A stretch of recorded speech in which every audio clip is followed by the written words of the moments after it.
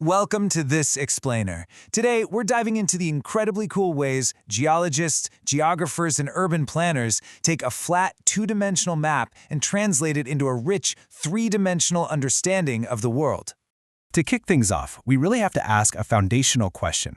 How do you actually turn a flat piece of paper into a 3D mountain? Seriously, think about it for a second. How could we look at a top-down, bird's-eye view of a landscape and know exactly what it looks like when you're standing right there on the ground? Our journey today features 5 distinct stops. We'll be decoding topographic cross-sections, uncovering geologic layers, mapping surface vegetation, exploring urban planning and transects, and finally, reading the city map. All right, stop number 1, decoding topographic cross-sections. Before we can even think about building a city or figure out how water naturally flows across a landscape, we absolutely have to understand the exact ground we're standing on. And we do this by creating what's called a topographic cross-section. It's basically a side view profile that shows the elevation and the shape of the land. Just imagine drawing a straight line across a map between 2 points. Let's call them point A and point B, and then looking at that exact slice directly from the side. Now, there's a brilliantly low-tech but super effective way to do this, known as the scrap paper method, and it's used by geographers everywhere. You literally just draw a line from point A to point B on your map, and then lay a scrap piece of paper right along that line. Every single time a contour line from the map crosses the edge of your paper, you make a little tick mark and jot down the elevation, say every 100 meters or so. After that, you just take that piece of paper, line it up with the horizontal axis of a graph, plot those elevation marks vertically, and connect the dots. Just like that, you've pulled the mountain's true shape right off the flat page. It's almost like magic. So, the really crucial thing to remember when you're reading these contour lines, even before you draw a cross-section, is recognizing that the physical distance between the lines directly translates to the steepness of the terrain in real life. If those contour lines are spaced far apart, you've got a nice, gradual, gentle elevation change. But if you see those lines tightly squished together, well, that means you're looking at a dramatic, steep drop, or maybe a totally grueling climb.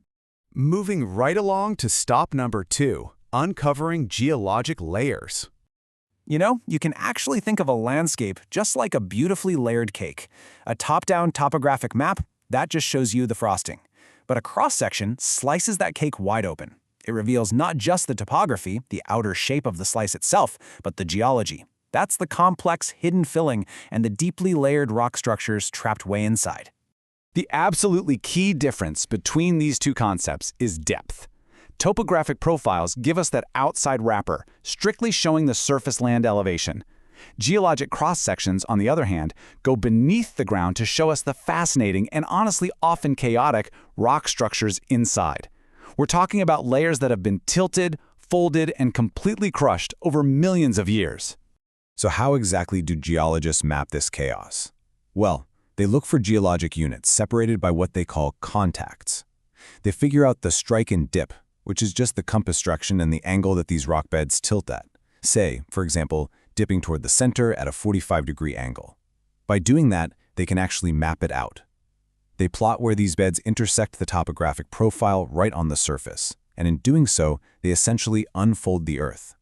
This incredible process allows them to order the sedimentary layers, showing that a deeper rock unit sits far below a shallower one.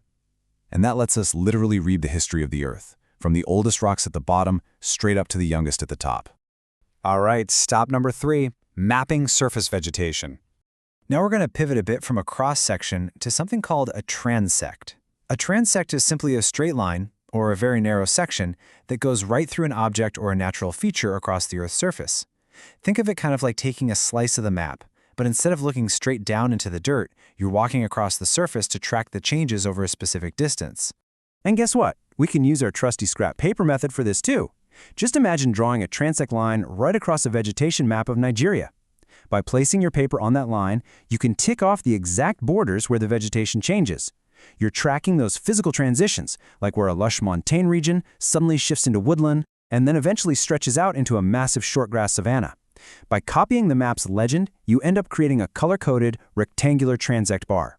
And this bar instantly communicates these massive ecological shifts over huge horizontal distances. It's pretty amazing. Next up, stop number 4, urban planning and transects.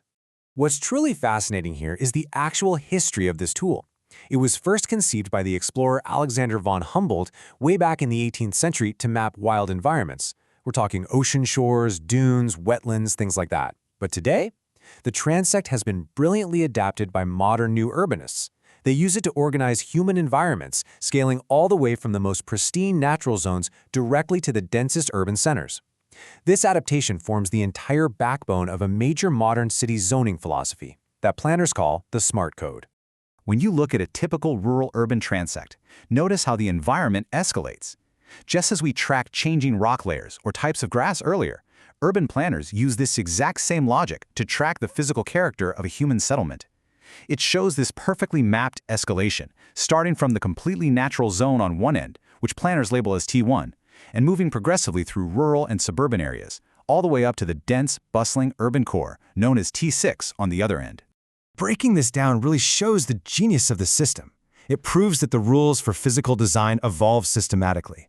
T1, the natural zone, is pure wilderness, strictly protected from any settlement.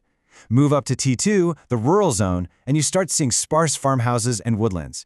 Then T3 gives us low-density suburban living with winding, irregular roads. Jump to T4, the general urban zone, and suddenly you're seeing medium-sized blocks and mixed-use spaces.